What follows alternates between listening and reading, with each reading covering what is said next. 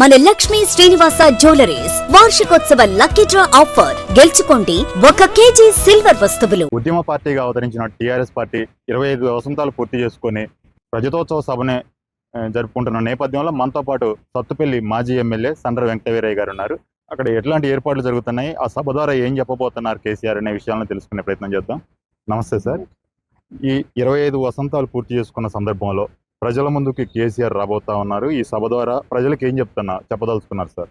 TRS party ఉద్యమ పార్టీగా అవతరించి 10 సంవత్సరాల అధికారంలో ఉండి ఉద్యమం ద్వారా తెలంగాణ ప్రజలకు ఏ సందేశాన్ని ఇచ్చేయడం జరిగిందో ఆ సందేశాన్ని పరిపాలనలో కూడా భారతదేశంలో నెంబర్ 1 రాష్ట్రంగా తెలంగాణను తీర్చిదిద్దిన ఘనత కేసీఆర్ గారికి దక్కుతుంది. ముఖ్యమంత్రిగా తెలంగాణని అన్ని రంగాల్లో అభివృద్ధి చేసి ఈరోజు ఓటమి చెందిన తర్వాత జరుగుతున్న ఈ రజతోత్సవ సభ యావత్ తెలంగాణ సమాజంగా దేశమే వరంగల్ వైపు ఎదురు చూసే విధంగా ఆ సభలో కేసీఆర్ గారు ఏం సందేశం ఇవ్వబోతున్నారో ప్రజలు ఆసక్తిగా ఎదురు చూస్తున్న సందర్భం ఈరోజు కనపడుతుంది.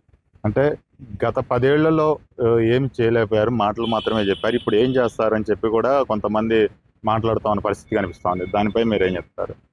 ఇవాళ ఏ గ్రామం పోయినా కేసీఆర్ గారి యొక్క పరిపాలన పరిస్థితులు కనపడుతుంది. ఇలా మిషన్ భగీరథ కావచ్చు, మిషన్ కాకతీయ కావచ్చు, అదేవిధంగా హరితహారంలో చెట్టు నాటిన కార్యక్రమం కావచ్చు, రైతాంగానికి సంబంధించిన భారతదేశంలో ఎవరి విధంగా రైతు బంధు, రైతు బీమా, ధాన్యం కొనుగోలు, పంటలకు గిట్టుబాటు ధర ఇవన్నీ తీసుకున్న దళితులకు దళిత బంధు ఇచ్చి భారతదేశంలోనే ఎక్కడ లేని విధంగా ఒక ప్రత్యేకమైన స్థితి ప్రపంచంలోనే నేరుగా దళితుల అకౌంట్లో డబ్బులు వేసిన సందర్భం కానీ, లేదా హైదరాబాదుని ప్రపంచ చిత్రంలో ఒక ముఖ్యమైన భూమిక పెట్టడం కానీ, ఇవాళ కేసీఆర్ కట్టిన సెక్రటరియట్లో కూర్చొని పరిపాలన చేస్తున్నారు తప్ప వారు కట్టించిన జిల్లా నూతన కలెక్టరేట్ కార్యాలయాలు కానీ, వారి హయాంలో కట్టించిన జిల్లా పోలీసు కార్యాలయాలు కానీ, వారి హయాంలో కట్టించిన పరిపాలనా కేంద్రాలే ఇవాళ అంతకంటే ఇంకా సజీవ సాక్ష్యంగా మన కళ్ళ ముందు ఉన్నాయి. కాబట్టి వీళ్ళు అభూత కల్పనతో అనేక అబద్ధాలు చెప్పి ప్రజలను మభ్యపెట్టి కొన్ని కార్యక్రమాలు చేశారు. వాటి వల్ల కొంత ప్రజలు నమ్మి కాంగ్రెస్ పార్టీకి ఓటేశారు. ఇవాళ అనుభవిస్తున్నారు ప్రజలు. అంటే గతంలో దొరల పాలన చూసాం, ఇప్పుడు ప్రజాపాలన వచ్చింది. ఇప్పుడు ఆ దొరల పాలనతో అవసరం లేదని చెప్పి కూడా వినిపిస్తా ఉన్న మాట సార్ ప్రధానంగా. దానిపై మీరేం చెప్తారు? ఇవాళ ప్రజలు గులాబీ జెండాను కావాలనుకుంటున్నారు, కేసీఆర్ గారి పరిపాలన కావాలనుకుంటున్నారు. రేపు వరంగల్ సభ ఒక స్ఫూర్తివంతమైన, ఒక చారిత్రాత్మకమైన నిర్ణయాలు తీసుకునే సభగా తెలంగాణ భవిష్యత్తులో ఏ రకంగా టీఆర్ఎస్ ఏం చేయబోతుందో చెప్పే విధంగా ఒక పెద్ద ఎత్తున ఈ వరంగల్ సభ ద్వారానే సందేశం ఇవ్వబోతున్నాం. ఇవాళ ఏ గ్రామం పోయినా కూడా కేసీఆర్ గారిని ప్రజలు కోరుకుంటున్నారు. వీళ్ళు ఇచ్చిన హామీలు అమలు కాక ప్రజలను పక్కదారు బట్టి, రైతు బంధు ఎగ్గొట్టి, రైతు బీమా మీద స్పష్టమైన హామీ లేక, రుణమాఫీ ఎగగొట్టి, ఎస్సీ కార్పొరేషన్ నిర్వీర్యం చేసి, కేసీఆర్ గారు ఇచ్చిన రిక్రూట్మెంట్ తప్ప కొత్త ఉద్యోగాలు లేక, ఇవాళ రిటైర్మెంట్ ఉద్యోగులకు డబ్బులు లేక, కాంట్రాక్టర్కి డబ్బులు లేక, కమిషన్ ప్రభుత్వంగా పేరు తెచ్చుకున్న ఈ ప్రభుత్వాన్ని ఎప్పుడు పారదోల్దామా, ఈ ఎమ్మెల్యేల యొక్క నియంతృత్వ విధానాన్ని ఎప్పుడు మరి మాకు ఈ పీడ విరగడవుతుందని ప్రజలు ఎదురు చూస్తున్న సందర్భమే తప్ప ఇవాళ కాంగ్రెస్ పాలన కావాలని ఎవరు కోరుకోవట్లేదు.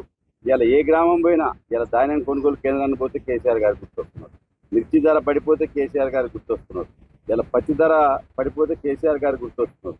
ఊర్లలోకి పోయి మిషన్ భగీరథ పని చేయకపోతే కేసీఆర్ గారు ఉన్నప్పుడు నీళ్ళు నడిచిన కరెంటు కోతలు ఇవాళ గ్రామాలు కనపడుతుంటే కేసీఆర్ గారు ఉన్నప్పుడు కోతలు లేవు కదా అని ప్రజలు చర్చించుకుంటున్న సందర్భం ఉన్నది.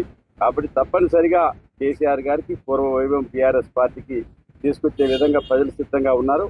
కాకపోతే ప్రజాస్వామ్యంలో ఏ ప్రభుత్వమైనా 5 ఏళ్ళు ఉండాలి కాబట్టి ఓపిక పట్టడం తప్ప ఇలా రెండోది లేదు. ప్రజా ఉద్యమాల ద్వారా ప్రజలను చైతన్యవంతులు చేసి టీఆర్ఎస్ పార్టీని గ్రామ స్థాయి నుంచి సంస్థాగతంగా నిర్మాణం చేసి టీఆర్ఎస్ రజతోత్సవ సభ తర్వాత మళ్ళీ గ్రామాన టీఆర్ఎస్ పార్టీ యొక్క నిర్మాణాన్ని చేసే విధంగా కేసీఆర్ గారు అడుగులు వేయబోతున్నారు. అయితే సార్, ఈ రజతోత్సవానికి పెద్ద ఎత్తున ఏర్పాట్లు అయితే జరుగుతూ ఉన్నాయి. అయితే మొత్తం సన్నాహక సమావేశాలు కూడా ప్రతి నియోజకవర్గంలో ఏర్పాటు చేస్తున్నారు. అయితే ప్రధానంగా మండలాల వారికి కావచ్చు, గ్రామాల వారికి ప్రజల్ని ఏ విధంగా ఈ సభకి తరలించే ప్రయత్నం చేస్తున్నారు? ప్రజలు వాహనాల ద్వారా వస్తున్నారు స్వచ్ఛందంగా. కొంత పార్టీ ఆర్టీసీ బస్సులు ఏర్పాటు చేసినా అవి సరిపోవు.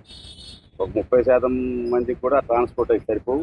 మిగతా 70% స్వచ్ఛందంగా ఎవరికి వారు వాహనాలు పెట్టుకొని భారీ ఎత్తున కదిలే విధంగానే కార్యాచరణ ప్రణాళిక రూపొందించి గ్రామ స్థాయి నుంచి 27వ తారీఖున జెండా వందనం చేసి ఆ గ్రామంలో ఉన్న సొంత వాహనాలు లేకపోతే అందుబాటులో ఉన్న వాహనాలు పార్టీ సమకూర్చిన వాహనాల ద్వారా ప్రజలు పెద్ద ఎత్తున తండోపతండాలుగా తరలే విధంగా దేశ రాజకీయాల్లో అన్ని పార్టీలు వరంగల్ వైపు చూసే విధంగా ఆ సభ జరగబోతుందని ఈ సందర్భంగా తెలియజేస్తుంది.